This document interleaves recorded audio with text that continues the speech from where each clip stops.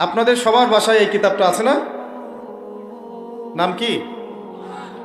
শেষ কবে খুলে দেখেছিলেন? যুবকদেরকে বলতেছি, আলেম ওলামাদের সাথে তো কথা এসব বলতেছি না, বেয়াদবি হবে।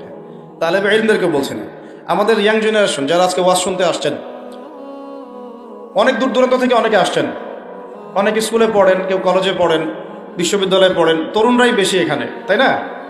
তো তরুণদেরকে বলছি, শেষ কবে, লাস্ট কবে কোরআন খুলে দেখেছিলেন? এই প্রশ্নের উত্তর আপনারাই বের করবেন। হ্যাঁ, লাস্ট রমজানে। আমি জানি, আমি কাউকে আঘাত করতে চাচ্ছি না, আপনারা নিজেরাই চিন্তা করবেন লাস্ট কবে আপনি কোরআন খুলে দেখেছেন। দ্বিতীয় প্রশ্ন, কত মিনিট আগে, লাস্ট কত মিনিট আগে আপনি হোয়াটসঅ্যাপ চেক করেছেন, টেলিগ্রাম চেক করেছেন, মেসেঞ্জার চেক করেছেন, আর ফেসবুকে ঢুকেছেন? লাস্ট কত মিনিট আগে বলেন, অনেস্টলি বলেন। 10 মিনিট, আধা ঘন্টা, 1 ঘন্টা, বা এই ওয়াজে আসার আগেও, বা এখনো অনেকে হয়তো ঢুকে বসে আছেন, এই তো। এই অবস্থা যদি এই জাতির হয়, এবার শক্ত কথাটা শুনেন, এই অবস্থা যদি এই তরুণ প্রজন্মের হয়, আল্লাহর কসম করে বলতেছে, আল্লাহর কসম, আমরা আল্লাহকে চিনি, এই প্রজন্মের হাতে আল্লাহ পাক বাইতুল মুকাদ্দাসের বিজয় দিবেন না। আপনারা 1000 মাহফিল করেন, কিচ্ছু করতে পারবেন না, কিচ্ছু করতে পারবেন না আপনারা। এই যদি হয় হালত, এই যদি হয় সুরত আমাদের ইয়াং জেনারেশনের, যে এই 10 মিনিট আগে আপনি ফেসবুক খুলেছেন, কিন্তু লাস্ট রমজানে কোরআন খুলেছিলেন, 5 মাস আগে খুলেছেন, মায়ের ইন্তেকালের দিন খুলেছেন, বাবার 40-এর দিন খুলেছেন, বা 7 দিন হয়ে গেছে কোরআন খুলছেন, আর খোলেন না, দেখেন না। এই অবস্থা যদি হয়, কোরআন থেকে যদি মানুষের অবস্থা এত দূরে হয়, এই জাতির হাতে আল্লাহ পাক কোশ্চিনকালের বিজয় দিবে না।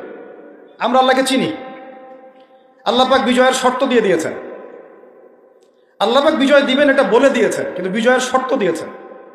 আল্লাহ পাক একটা সূরাতে বলছেন যে ওয়ালা তাহিনু বা'দা আউযু বিল্লাহি মিনাশ শাইতানির রাজীম। আমার গলার অবস্থা একটু খারাপ, এই জন্য কথা বলতে একটু কষ্ট হচ্ছে, শুনতে পাচ্ছেন আপনারা কি? ওয়ালা তাহিনু, তোমরা হীনবল হইও না। কাদেরকে বলছেন? আমাদেরকে বলছেন, তোমরা হীনবল হইও না। হীনবল বুঝেন, মানে দুর্বল হইও না। ওয়ালা তাহজানু, দুশ্চিন্তা করো না, টেনশন করো না, উদ্বিগ্ন হইও না। ওয়া আনতুমুল আ'লাউনা, তোমরাই বিজয়ী হবে। তোমরাই কি হবে? ইন কুনতুম মুমিনিন, যদি প্রকৃত মুমিন হও তবেই। বুঝতে পারলাম ভাই? আল্লাহ কে বলছেন?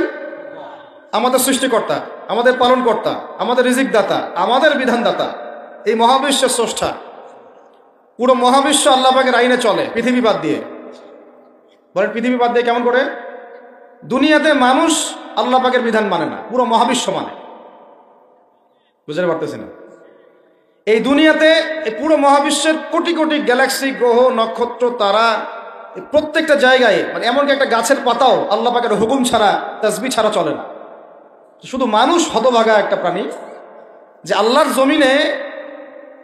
জমিনে থেকে, আল্লাহর খেয়ে, আল্লাহর পরে, আল্লাহর বাতাস থেকে শ্বাস নিয়ে, আল্লাহর দেওয়া পানি পান করে, আল্লাহ পাকের দেওয়া অর্থ, সম্পদ, রিজিক, স্ত্রী, সন্তান সব ভোগ করে, আল্লাহরই জমিনে আল্লাহ বিরোধী আইন চালু করে দিয়েছে। এই মানুষই একটা হতভাগা প্রাণী। আর মন খারাপ করেন না, আমার কথা রাগ করেন না, এগুলো বাস্তব। আর আমার দিকে তেরে এসে কোনো লাভ নাই, কারণ এটা হচ্ছে অকাট্য সত্য কথা, যে আমরা আল্লাহ পাকের জমিনে আল্লাহর খেলাফতের দায়িত্ব পালন করছি না। আমরা আল্লাহ পাকের জমিনে আল্লাহর নিয়ামতগুলো ভোগ করে আল্লাহ বিরোধী অপশক্তির স্বার্থ রক্ষা করছে। না হলে বাংলাদেশের মতো জায়গায় কেউ ট্রান্সজেন্ডার চালু করতে পারে? একটা 90% মুসলিমের দেশে কেউ সুদভিত্তিক ব্যাংকিং সিস্টেম চালু করতে পারে? মদের বার চালু করতে পারে? জেনার লাইসেন্স দিতে পারে? পতিতালয় লাইসেন্স প্রাপ্ত হয়? কখনো ওই যে যাত্রা পালা গান, ঢাকঢোল, ডুগি তবলা বাজতেছে, কেউ প্রতিবাদও করতে পারে না। করতে গেলে তাকে বলা হয় সে মৌলবাদী, সে সন্ত্রাসী, সে জঙ্গি, উগ্রবাদী।